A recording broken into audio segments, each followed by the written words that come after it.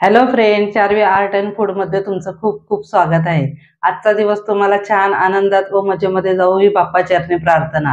तर आता सध्या उन्हाळा सुरू झालेला आहे, तर उन्हाळी पदार्थ आपण बनवतच असतो। तर त्यामध्ये मी आज तुम्हाला दाखवणार आहे उडदाचे पापड, आणि ते देखील मी तुम्हाला आम्ही जे पूर्वीपासून बनवत आलो आहोत म्हणजे माझी आई, तर त्या पद्धतीने मी तुम्हाला बनवून दाखवणार आहे। तर पूर्वी कसं व्हायचं की बारीक मीठ वापरलं जात नव्हतं शक्यतो, तर तेव्हा खड्याचं मीठ वापरायचे। तर खड्याच्या मिठाचं मी तुम्हाला इथे योग्य प्रमाण सांगणार आहे। आणि तसंच खड्याचा जो मीठ असतो तर तो बारीक मिठापेक्षा थोडा खारट असतो, तर त्याचा खारटपणा कसा कमी करायचा तर ते देखील मी या रेसिपीमध्ये तुम्हाला सांगितलेलं आहे।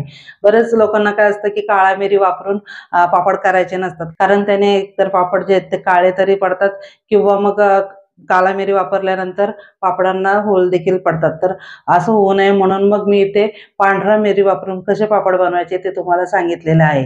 तसं गेल्या वर्षी मी पापडांची रेसिपी आपल्या चॅनलवरती अपलोड केलेली आहे, जर तुम्ही बघितली नसेल तर मी डिस्क्रिप्शन बॉक्समध्ये लिंक देते, तर तिथे जाऊन नक्की बघा। आणि त्यामध्ये मी काळा मिरी वापरलेला आहे। काळा मिरी कशा पद्धतीने वापरायचं तर ते देखील मी त्यामध्ये सांगितलेले आहे। आणि काळा मिरी वापरून देखील पापडांना होल वगैरे पडत नाही किंवा पापड काळे होत नाहीत, तर त्या रेसिपीमध्ये तुम्हाला नक्कीच पाहायला मिळेल। तर आज मी तुम्हाला इथे पांढरा मिरी वापरून पापड कसे बनवायचे ते दाखवणार आहे। आणि हे पापड अतिशय चवीला छान होतात, ठिसूळ होतात, तसेच कडक होत नाहीत। रंग देखील आपण जेव्हा तळतो तेव्हा त्यांचा लाल होत नाही किंवा तेलाला देखील फेस वगैरे येत नाही। तर चला जास्त वेळ न घालवता आपण ही पापडांची रेसिपी बघूयात। उडदाच्या पापडांचा रंग जर तुम्हाला या पद्धतीचा हवा असेल तर या रेसिपीला संपूर्ण बघा, कुठेही स्किप करू नका। आणि जसं मी प्रमाण सांगितलं आहे अगदी त्या पद्धतीनेच तुम्ही घ्या। तर इथे हे पापड आपण भाजू शकतो, तळू शकतो, म्हणजे ज्यांना तळलेलं वगैरे खायचं नसेल तर उडदाचा पापड असा आहे की तो आपण भाजून देखील खाऊ शकतो। तर चला याच्यासाठी मी किती प्रमाण घेतलेलं आहे तर ते दाखवते। तर मी इथे 1 किलो उडदाची डाळ घेतलेली आहे, आणि डाळ नेहमी जाड असावी, बारीक घेऊ नये। त्यानंतर यामध्ये 50 ग्राम मी पापड खार घेतलेला आहे, 1 चमचा मी इथे जिरं वापरलेला आहे, आणि 1 चमचा मी इथे हिंग वापरलेला आहे। या पापडांमध्ये आपण पांढरा मिरी वापरणार आहोत, तर पांढरा मिरी मी इथे 1 चमचा घेतलेला आहे। आणि सर्व साहित्य डाळीमध्ये मिक्स करून आपल्याला डाळ दळून आणायची आहे। काळा मिरी जर आपण इथे टाकला असता तर आपले पापड काळे आले असते। तर काळा मिरी आपण पिठामध्ये घेतो, परंतु पांढरा मिरी असल्याने तो आपण अगोदर घेतला तरी चालतो। खड्याचं मीठ मी इथे घेतलेलं आहे, टॉप कुकचा। तुमच्याकडे जो पण मीठ असेल तर तो तुम्ही इथे घ्यायचा आहे।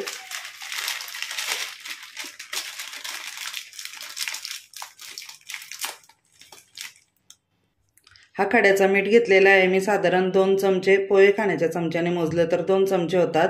आणि वजनी प्रमाण म्हटलं याचं तर साधारण 30 ग्राम भरलेलं आहे। आणि तसंही तुम्हाला नसेल जमत तर 1 किलो पिठाला तुम्ही बरोबर 1 मूठ घेऊ शकता मीठ। तर या मिठाला खारटपणा थोडा जास्त असतो, तर तो कमी करण्यासाठी हे मीठ आपण पहिले भाजून घेणार आहोत। मीठ भाजण्यासाठी तुम्ही कोणताही तुमच्याकडे जो तवा असेल तर तो घेऊ शकता। तर मी इथे ॲल्युमिनियमचाच तवा घेतलेला आहे, त्यावरती आता मीठ भाजून घेते।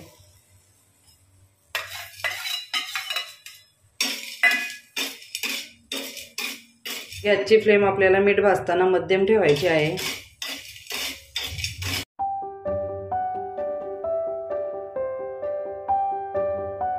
मीठ आपल्याला एकदम कोरडं होईपर्यंत भाजून घ्यायचं आहे। तर इथे बघू शकता मीठ एकदम कोरडं झालेलं आहे। तर इथे मी गॅस बंद करते आणि मीठ काढून घेते डिशमध्ये।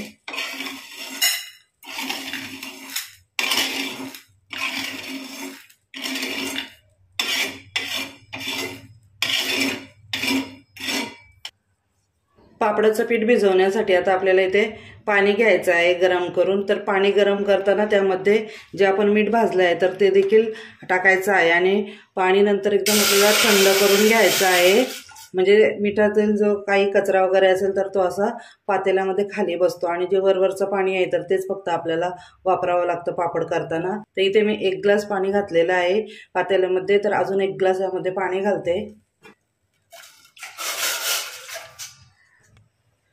आणि त्यामध्ये हे मीठ देखील घालून घेते।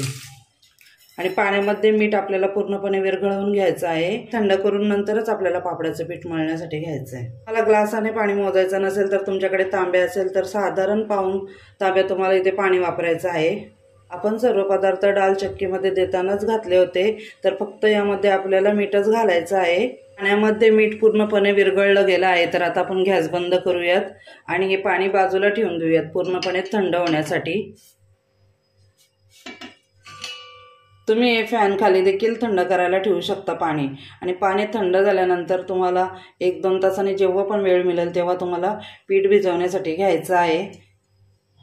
मिठाचं जे पाणी केलं होतं तर त्यावरती मी झाकण ठेवलेलं आहे आणि ते पाहू शकता खाली सर्व आहे ना गाळ बसलेला आहे. तर आता आपण हे वरचं पाणी घेणार आहोत. तर ते एका भांड्यामध्ये मी काढून घेते.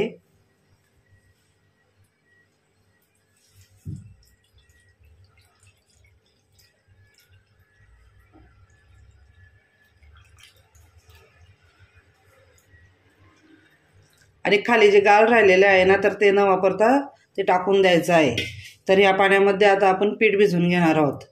ज्या परातीमध्ये किंवा ज्या भांड्यामध्ये आपल्याला पीठ भिजवायचं आहे ना तर त्या भांड्याला आपण थोडं तेल लावून घेणार आहोत अगोदर, म्हणजे पीठ जास्त आपलं त्या भांड्याला चिकटणार नाही.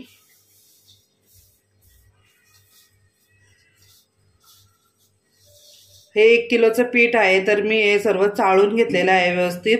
तसं यामध्ये काही घाण वगैरे नसते, परंतु कसं होतं जेव्हा चक्कीमध्ये आपण हे डाळ दळण्यासाठी देतो तर तेव्हा ते डब्बा ठोकून आपल्याला तो पीठ देत असतात. तर तेव्हा थोडाफार त्यामध्ये कचरा पडू शकतो, म्हणून तो चालून घ्यायचा आहे व्यवस्थित.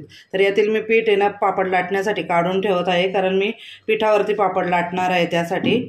तर साधारण मी ते अर्धा कप पीठ काढून ठेवलेलं आहे. आणि आता आपल्याला हे व्यवस्थित भिजवून घ्यायचं आहे पाण्यामध्ये. तर ते आपण मिठाचं पाणी केलेलं आहे तर त्यावरती थोडं टाकून पीठ थोडं आपल्याला भिजत घ्यायचं आहे. एकदम सर्व पाणी आपल्याला घालायचं नाही आहे. तर सर्व आपल्याला पीठ आहे ना ते पाण्यामध्ये भिजवून घ्यायचं आहे आणि नंतर मग त्याचा आपल्याला एक असा गोळा तयार करून घ्यायचा आहे.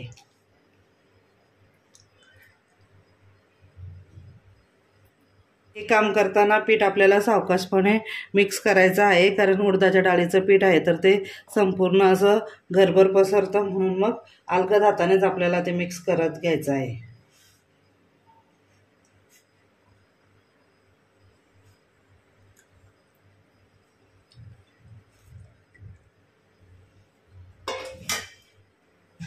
आपण चपातीला जसं मऊ पीठ बनवतो ना तर तसं पीठ आपल्याला नको असतं, थोडा आपल्याला कडक पीठ लागतो. तर त्यानुसारच आपण इथे पाणी ओतून त्यामध्ये मिक्स करून घ्यायचं आहे. तर आता इथे मी सर्व पाणी माझं वापरलेलं आहे आणि आता याला व्यवस्थित त्याचा एक असा गोळा तयार करून घेते.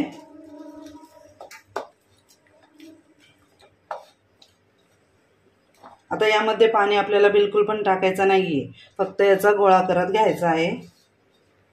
तुम्हाला असं वाटेल की ते खूपच असं कोरडं पीठ दिसत आहे, पण आपण मळून घेतल्यानंतर तो पीठ बरोबर यामध्ये एकजीव होऊन जाईल.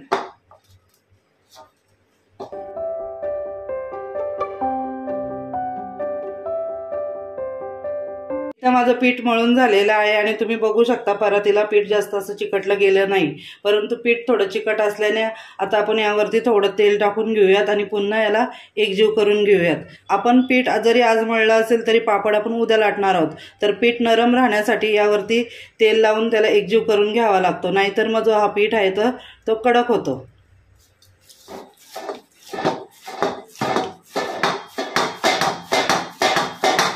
अशा प्रकारे इथे माझं पीठ मळून झालेलं आहे आणि तुम्ही पाहू शकता हाताला देखील जास्त पीठ चिकटलेलं नाहीये. आपल्याला दुसऱ्या दिवशी पापड लाटायचे आहेत, म्हणून मग आपण काय करूयात, पिशवीमध्ये भरून ठेवूयात आणि ही पिशवी आपण डब्यामध्ये ठेवणार आहोत आणि आता डायरेक्ट उद्याच आपण पापड लाटताना हा उंडा काढून घेणार आहोत. काल आपण जो उंडा ठेवला होता डब्यामध्ये तर तो आज काढूयात.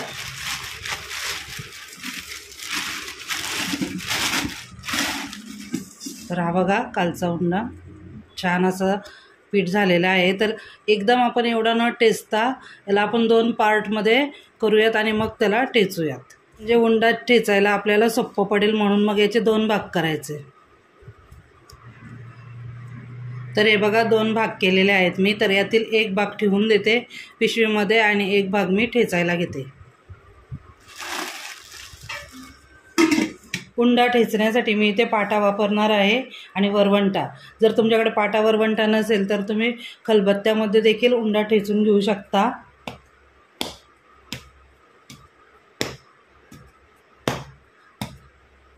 आपल्या हाताला तेल लागलं तर आपला जो वरवंटा आहे तर तो सटकू शकतो, म्हणून मग मी काय करणार आहे की वाटीमध्येच थोडंसं ते वरवंटा असं बुडवून घेणार आहे तेलामध्ये आणि तेलाचा वापर करून आपल्याला हा उंडा जो आहे तो नरम करून घ्यायचा आहे. आपण वरवंट्याला तेल लावलं वाटीमध्ये बुडून, त्यामुळे आपल्या उजव्या हाताला तेल अजिबात लागणार नाही आणि वरवंटा अजिबात सरकणार नाही. तर डाव्या हाताला जरी तेल लागला तरी काही प्रॉब्लेम नाही आहे. म्हणून आपण अशा पद्धतीने वाटीचा वापर करून वरवंटा त्यामध्ये बुडवला. तर ही ट्रिक तुम्ही वापरू शकता. आणि साधारण आपल्याला 2 ते 3 मिनटं छान असा हा उंडा ठेचून मऊ करायचा आहे. थोडं थोडं तेल मध्ये मध्ये आपल्याला वापरायचं आहे.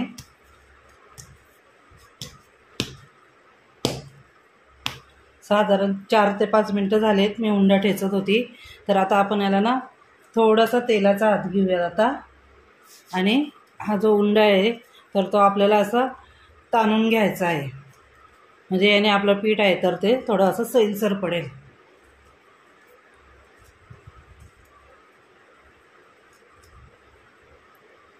हे बघा हे पूर्ण लांब होते म्हणजे आपलं पीठ अगदी व्यवस्थित ठेचला गेला आहे. तर असं 4-5 टाईम असं करायचं म्हणजे व्यवस्थित पीठ असं नरम होऊन जाईल.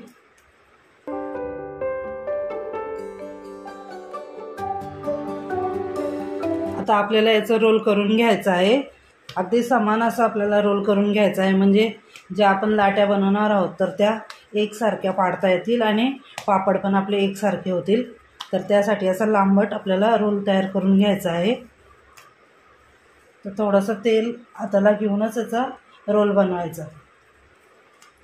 तर अशा पद्धतीने इथे माझा रोल तयार करून झालेला आहे. तर आता आपण याचे ना भाग करणार आहोत समान. तर मी दोरा वापरते इथे याच्या लाट्या तयार करताना. तर तुम्ही इथे सुरीचा देखील वापर करू शकता. फक्त सुरीला थोडं तेल लावून घ्यायचं आहे. शक्यतो डब्यामध्येच लाट्या करून ठेवायच्या म्हणजे डब्याचं झाकण आपल्याला लावता येईल आणि लाट्या आहेत ज्या आपल्या कडक होणार नाहीत. तर सुरुवातीला डब्याला थोडं तेल लावून घेऊयात.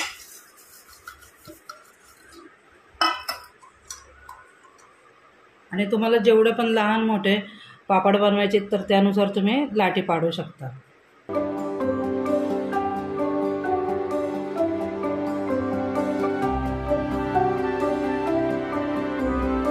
अशा लाट्या पाडून घेतल्या ना की पापड पण छान गोल होतात. तर बघू शकता इथे अशा चिरा वगैरे गेलेल्या नाही पाहिजेत आणि अगदी गोल पाहिजेत. तर आता आपण ह्या डब्यामध्ये ठेवून घेऊयात. अशाच पद्धतीने मी सर्व लाट्या तयार करून घेते. तुम्हाला वाटलं की मध्येच कुठे रोल जाड होत आहे तर थोडा त्यावरती हात फिरवायचा आणि एक समान करून घ्यायचा. इथे सर्व लाट्या तयार करून झालेल्या आहेत माझ्या. तर यावरती आहे ना थोडंसं तेल टाकूयात आणि संपूर्ण लाट्यांना लावून घेऊयात. म्हणजे ज्या लाट्या आहेत तर त्या नरम राहतील, कडक होणार नाहीत. थोड्या वर खाली करून घ्यायच्या लाट्या म्हणजे सर्व लाट्यांना तेल लागेल. आणि यावरती झाकण लावायचं म्हणजे लाट्या कडक होणार नाहीत.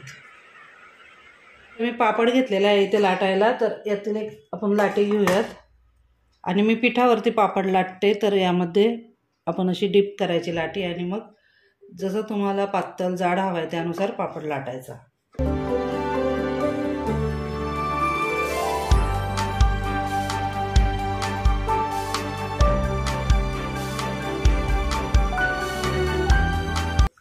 अशा पद्धतीने इथे माझा पापड लाटून झालेला आहे.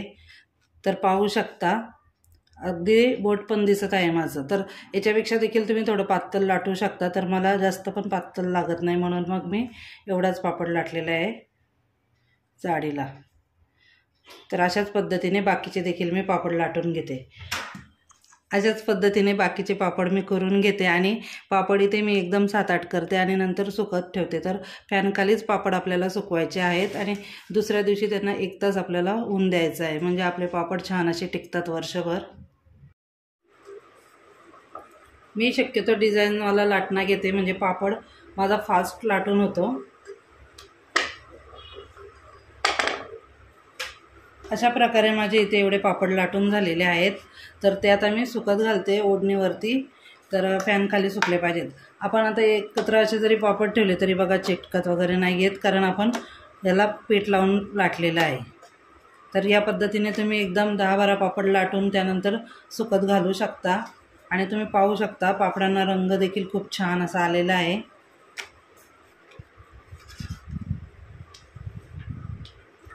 सिंगल पापड आपल्याला सुकत घालायचा आहे म्हणजे पापड लवकर सुकेल, कारण हे पापड आपण पूर्णपणे सावलीमध्येच सुकवून घेणार आहोत। पापड सुकत घातलेले मला 15 ते 20 मिनिटं होऊन गेलेले आहेत। तर आपण यांना दुसऱ्या बाजूला त्यांना पलटी करून घेऊयात, म्हणजे आपले पापड आहेत ते वाकडे होणार नाहीत, तर सरळच राहतील। अशा पद्धतीने 15-20 मिनिटं झाले की पुन्हा आपण पापड पलटी करून घेणार आहोत। आलटी पलटी करत आपल्याला पापड असे सुकून घ्यायचे आहेत, फक्त ते असे डोम होतात ना तर तसे होऊ द्यायचे नाही आहेत, तर सरळच राहायला पाहिजेत। आणि त्यानंतर दुसऱ्या दिवशी मग आपण यांना ऊन देणार आहोत। इथे मी जो उंडा तयार केला होता एक, तर त्याचे संपूर्ण पापड तयार करून झालेले आहेत आणि पापड वाकडे उरे ना तर त्यासाठी मी अशा प्रकारे इथे रचून ठेवलेले आहेत। जे पापड थोडे थोडे असे सुकलेले आहेत तर ते काढून याच्यावरती ठेवायचे, म्हणजे वाकडे वगैरे होत नाही त्याने। तर अशाच पद्धतीने सर्व पापड मी आता करून घेणार आहे। जो दुसरा उंडा आहे तर ते देखील आता मी पापड करून घेते। तुम्ही पण माझ्यासारखा पाटा वरवंटा वापरणार असाल पापडाचा उंडा ठेचण्यासाठी, तर पाट्याखाली जाडसर असं कापड अंथरून घ्यायचं आहे। यामुळे आपली जी लादी आहे तर ती खराब होत नाही, म्हणून नेहमी जाडसर काहीतरी पाट्याखाली अंथरायचं। ह्या ज्या लाट्या आहेत तर त्याला आमच्या इकडे चाण्या देखील असं म्हटलं जातं। नेहमीप्रमाणे इथे चारवी आणि ओवी मला मदत करत आहेत। ओवी आता स्कूलमधून आली आणि चारवी आता ट्युशनमधून आली। तर अगोदर मी सर्व पापड लाटले, आता थोडेसेच इथे राहिलेले आहेत, बघू शकता। खा। काल माझे सर्व पापड लाटून झाले, त्यानंतर फॅन खाली मी सुकवले होते आणि आज मी यांना उन्हामध्ये सुकवण्यासाठी ठेवलेले आहे। तर साधारण 1 तास मी इथे गॅलरीमध्ये पापडांना ठेवलेला आहे। पापड जास्त आपल्याला उन्हामध्ये सुकवायचे नाही येत, नाही तर मग पापडांचा चुरा देखील पडू शकतो। तर इथे पापड व्यवस्थित सुकले गेलेले आहेत, तर तुम्हाला मी ते भाजून आणि तळून दाखवते आणि त्यानंतर यांना मी डब्यामध्ये भरते। अशा प्रकारे ऊन दिलं ना पापडांना की पापड वर्षभर व्यवस्थित राहतात। तर इथे मी पापड घेतलेला आहे भाजण्यासाठी।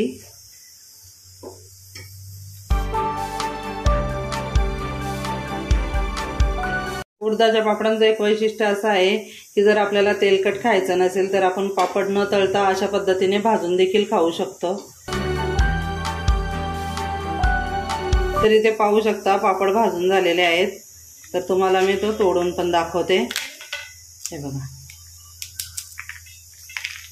मी पापड भाजलेत, तर आता मी तुम्हाला पापड तळून देखील दाखवते। तळताना एकच लक्षात ठेवायचं की तेल जास्त आपल्याला गरम करून नाही घ्यायचं, मीडियम पाहिजे आपल्याला तेल। आणि त्यानंतर आपण यामध्ये आता पापड सोडूयात।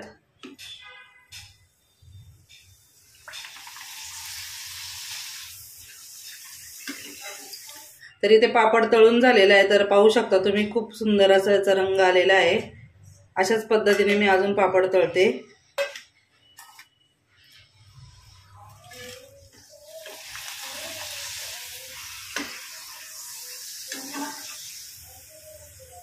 पापड तळल्यानंतर बघू शकता किती छान असा फुलला आहे। तर हा कच्चा पापड आहे आणि हा फ्राय केलेला पापड आहे, तर फरक बघू शकता। आणि रंग तर खूपच छान आलेला आहे। तुम्हाला मी पापड तोडून दाखवते आता इथे,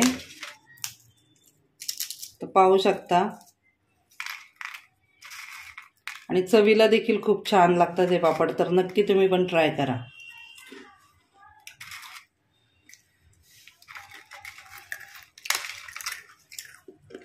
Yummy.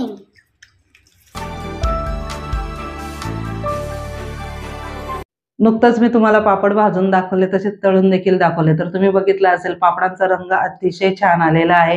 तसेच पापड चवीला देखील खूप छान झालेले आहेत, ठिसूळ झालेले आहेत आणि कडक वगैरे अजिबात झालेले नाहीत। तसेच तळताना तेलाला अजिबात असे फेस वगैरे आलेला नाही, ते देखील तुम्ही बघितलेलं आहे।